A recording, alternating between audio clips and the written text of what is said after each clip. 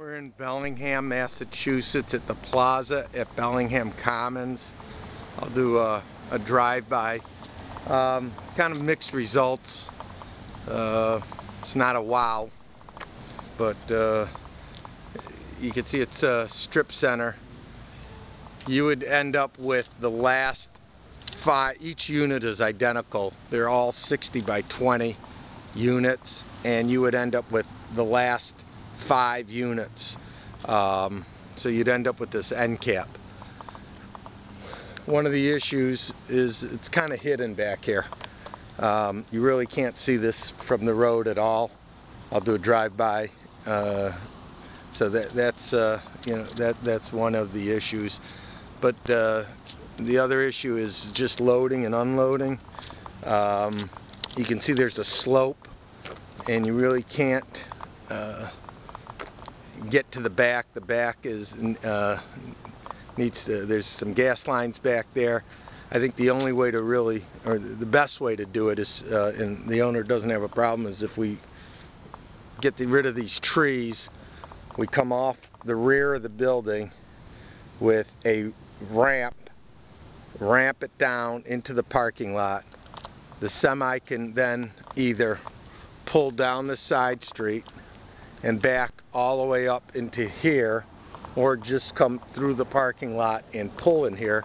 You got plenty of room. You got 165 feet from where the ramp would end to where the back of that the property line is. So the semi could come in, back up. We put our loading ramp right here.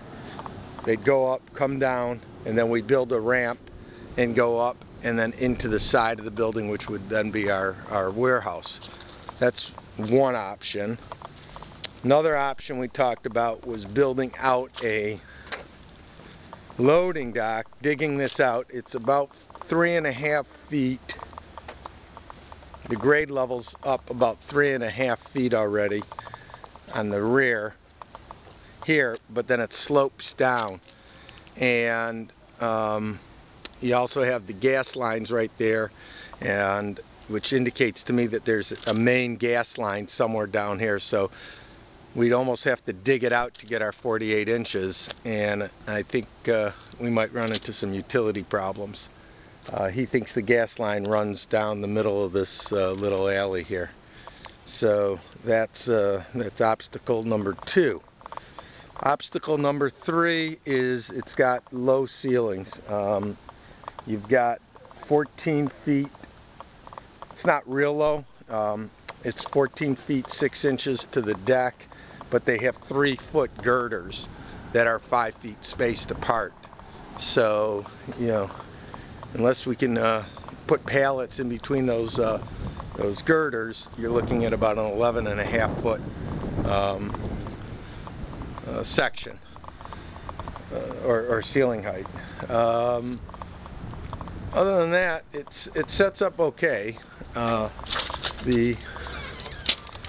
This would be the last of it. The showroom, as I said, they're 60 feet deep, so you're running 60 feet all the way down that way, and then you've got 20 feet wide. The landlord's going to take out the demising walls. In this particular case, my recommendation is to use the last 2 units on looking at the building. On the left is your showroom. This is 29 feet deep, so you could basically just carry this unit, knock this wall down, and carry the wall over into the other one. This would be your door into the warehouse. Leave this office already for the manager, so it's in perfect condition already for a manager's office. This all gets blown out. We'd have to cap off. You'd end up with 5 bathrooms, so we'd obviously have to cap off 4 or 3 of them, depending on what the city would require us to do. Obstacle number 4 is each one of these units has their own sub-panel. So you either have to live with that and end up with 5 utility bills, or we put all the panel, which is the right way to do it, get a 150 amp panel box, put all the circuits on one panel, and just utilize 1 meter. The landlord had some objections to that because he said if you move out, then he's got to put them all back. So I'm just going to walk into the next one next door. So this would be kind of your extension of the showroom, but this kind of tells you the 40-foot mark. So the wall, you can kind of see there was a wall, it looked like it went all the way through at one point. This would be the extension of the showroom here. All these walls would be blown out, and but again, you end up with each one has its own bathroom and has its own electrical. Each unit has a 5-ton unit rooftop, so we could just pick one out of the units and utilize them for our HVAC. Just coming in, going to walk into kind of the last one. And so all this from this side over would all become warehouse. We'd block off all these windows. And this was you can see what it would look like with the wall removed. The existing ceiling height, I think we could keep, it's 9 foot 8 inches. And as I said, the ceiling, total ceiling height goes up to 14 feet and change with 3-foot girders.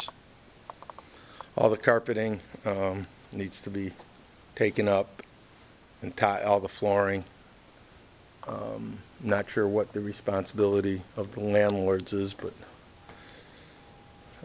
you know, it is concrete, and it would have to be stripped down to the concrete floor. I'll do some drive-bys, and that's it from Bellingham.